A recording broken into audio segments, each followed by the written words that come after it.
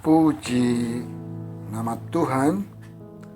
Hari ini kita kembali akan merenungkan firman Tuhan yang saya mau beri tema berjalan bersama Tuhan.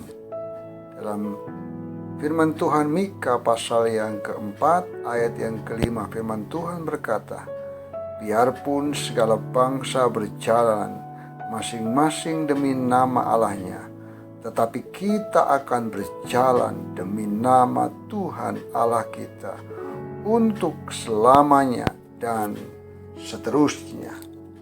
Teks ini berisi pengharapan atau nubuatan tentang apa yang akan terjadi nanti, yaitu bahwa pada hari-hari terakhir, yaitu ketika umat Tuhan kembali dari hukuman di Babel, atau masa depan yang lebih jauh lagi, yaitu ketika Mesias datang kembali sebagai Raja, umat bahkan seluruh bangsa akan hidup berjalan bersama dengan Tuhan.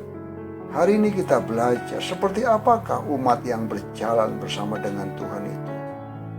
Yang pertama, di dalam ayat 1 sampai ayat yang kedua, firman Tuhan berkata, akan terjadi pada hari-hari yang terakhir, gunung rumah Tuhan akan berdiri tegak mengatasi gunung-gunung dan menjulang tinggi di atas bukit-bukit.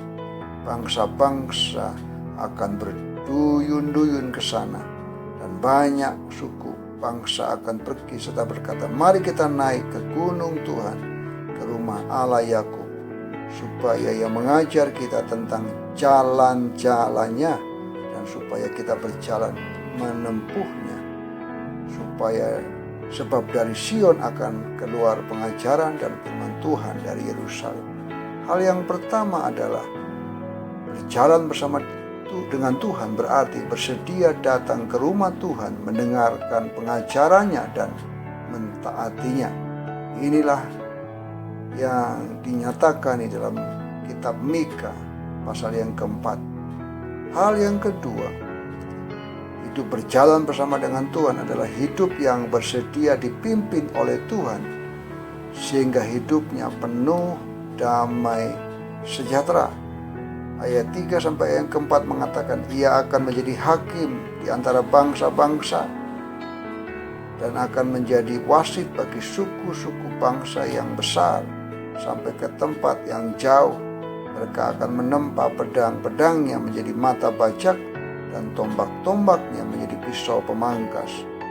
Bangsa tidak akan lagi mengangkat pedang terhadap bangsa, dan mereka tidak akan lagi belajar perang, tetapi mereka masing-masing akan duduk di bawah pohon anggurnya dan di bawah pohon aranya dengan tidak ada yang mengejutkan, sebab mulut Tuhan semesta alam yang mengatakannya. Jadi pada ayat yang ketiga dikatakan Tuhan akan menjadi hakim, artinya menjadi pemimpin yang memutuskan perkara yang adil. Bila Tuhan menjadi hakim dan wasit yang memimpin bangsa-bangsa, maka tidak akan ada lagi perang, tetapi akan ada damai sejahtera bagi bangsa-bangsa. Jadi hidup berjalan bersama dengan Tuhan adalah hidup yang bersedia dipimpin oleh Tuhan, sehingga hidupnya dipenuhi dengan damai sejahtera. Bersediakah kita dipimpin oleh Tuhan? Orang yang berjalan bersama dengan Tuhan berarti hidup dipimpin dan dituntun oleh Tuhan. Hal yang ketiga, hidup berjalan bersama dengan Tuhan adalah hidup yang penuh komitmen dan kesetiaan. Ayat yang kelima mengatakan, biarpun segala bangsa berjalan masing-masing demi nama Allahnya, tetapi kita akan berjalan demi nama Tuhan Allah kita untuk selamanya dan seterusnya. Berjalan bersama dengan Tuhan bukan berarti tanpa tantangan, karena dalam perjalanan hidup yang kita tempuh, kita akan selalu diperhadapkan pada orang-orang yang menyembah ilah-ilah lain yang hidupnya mungkin kelihatan lebih makmur, lebih berhasil, lebih bahagia.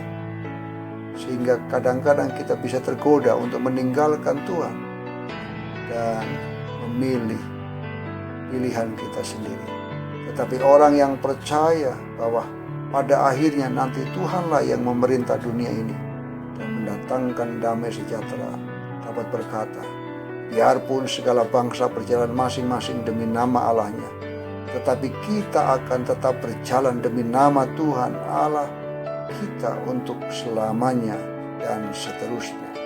Berarti berjalan bersama dengan Tuhan, kita harus siap untuk hidup dalam komitmen dan kesetiaan bersama dengan Tuhan. Kiranya Tuhan Yesus memberkati kita.